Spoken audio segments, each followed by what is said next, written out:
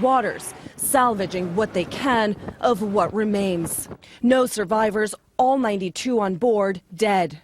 The plane departed from Sochi, bound for a military base in Syria, but just 2 minutes after taking off, it plunged into the Black Sea in near-perfect weather. Most of its passengers, members of its world-renowned military choir, heading to spread holiday cheer in a New Year's concert for Russian servicemen.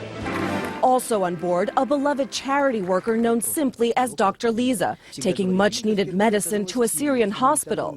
War is a hell on earth, she once said, but kindness, compassion, and mercy are stronger than any weapon. Reality is now beginning to sink in for those who loved and lost their dearest.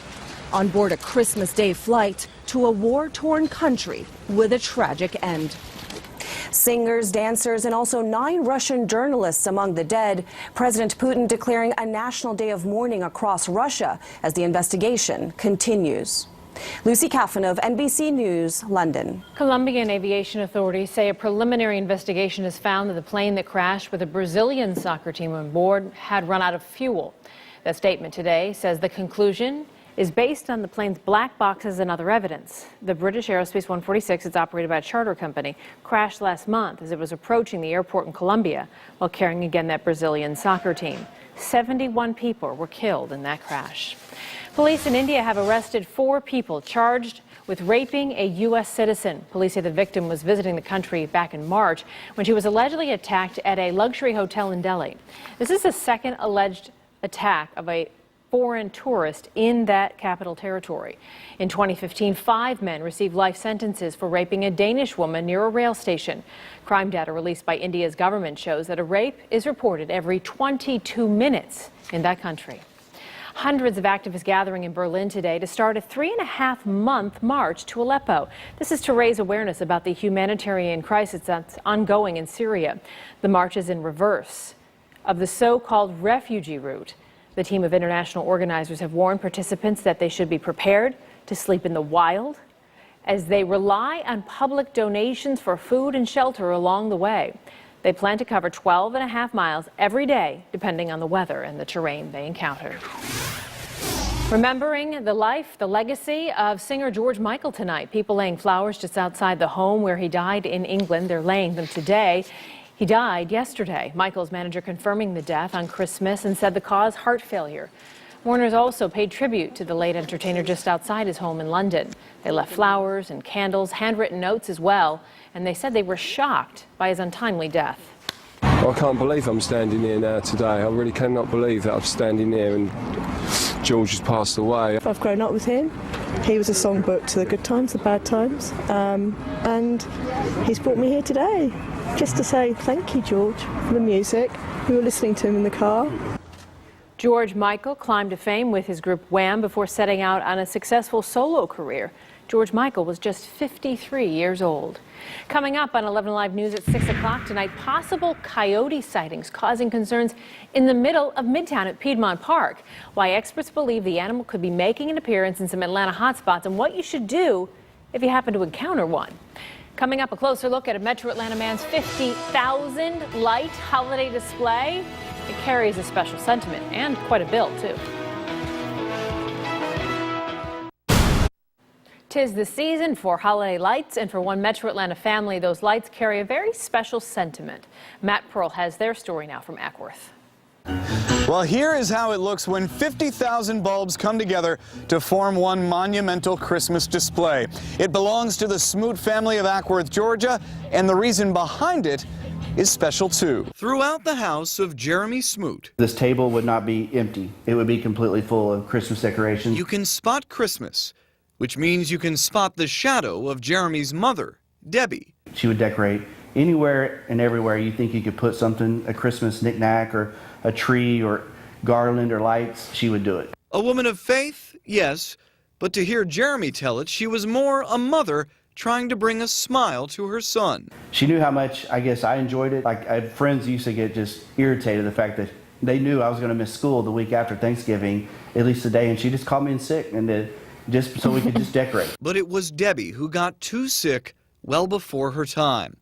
She was born with lupus, an autoimmune disease that made her final years miserable before she passed away at 51. It's in the same family as HIV, but it's hereditary, and it just destroys your body. The first couple Christmases after she passed away, it was horrible for him because all he wanted was her to be alive. Upon moving to Ackworth, Jeremy and wife Rosalind found a fitting way to honor that life.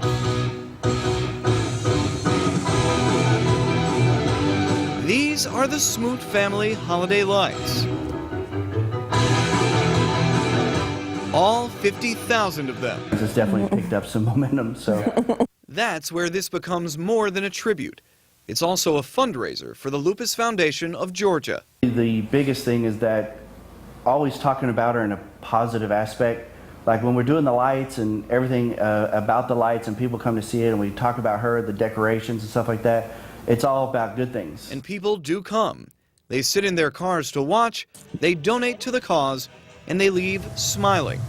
The same way Jeremy's mom always wished for her son. There's so many people now that know Who of she my is. mom and know Yeah. who she was because we put some Christmas lights up. She'd be pretty blown away. For the past 2 years, the Smoots have raised $1,000 each year for the Lupus Foundation. This year, they're already up to $1,300, and they're hoping by year's end to raise $2,000. In Ackworth, I'm Matt Pearl, 11 Alive News. A South Carolina police officer made Christmas extra special for one young man. The officer, Glenn Bond, met Ashante in the fall, noticed that he was riding a worn-out skateboard. After speaking with his mom, the officer told Ashante he would buy him a new skateboard for Christmas. That is, if he pulled his grades up and kept up good behavior. Well, as promised, the officer showed up Christmas morning with that new skateboard and helped Ashante to put it together. Obviously, he kept his grades up, too. Researchers at Northwestern University may have discovered the secret to diagnosing a concussion. They say it has to do with the way your brain processes sound. Using electrode sensors, the researchers monitored a group of kids as they listened to different sounds. And children with concussions had a smaller brain response to pitch than those who did not have concussions. The test correctly identified 90% of children with a concussion.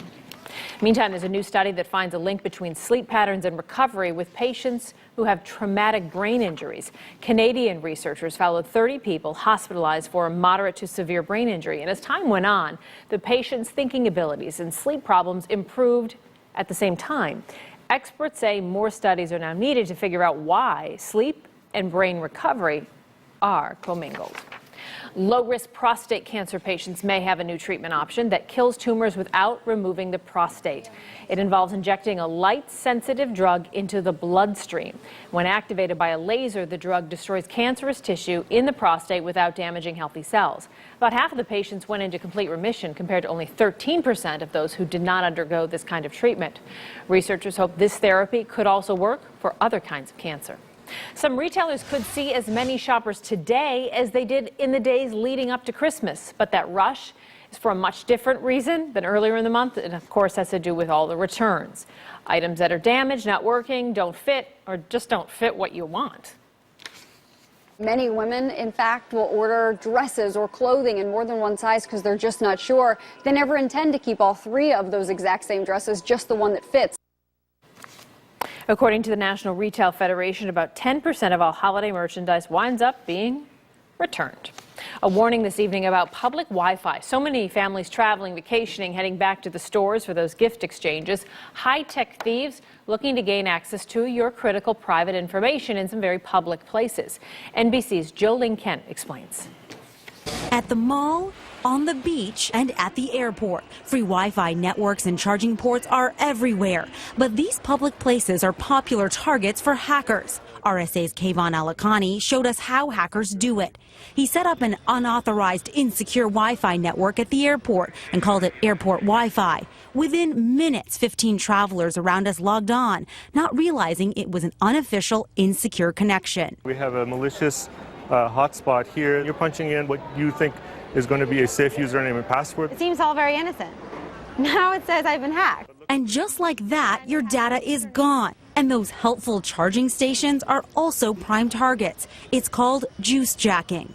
When you plug your phone into a USB port, a prompt comes up asking if you trust the connection. So many just say yes. But beware. Unbeknownst to you, this USB port is actually connected to a system where a cyber criminal is looking at your device. I realized somebody was trying to enter my computer. Jerome Phillips was hacked at the St. Louis airport. His first worry, his financial data. You don't know what the bank's response is going to be, and your mind races. So how can you protect yourself? Experts say don't charge in a USB port. Use a plug. Be wary of pop-up prompts. Be skeptical of generic network names and use a virtual private network. Less is more. Slow down. Be more cautious. And dare to be disconnected, putting your phone down to keep your defenses up. Jolene Kent, NBC News, Los Angeles. Well, we have the drizzle and the limited visibility with the low clouds and the fog out there this evening. You can see on our radar, boy, what a nasty drive up 85 from Atlanta to Charlotte, as the visibility is limited and the roads are slick from the very light rain.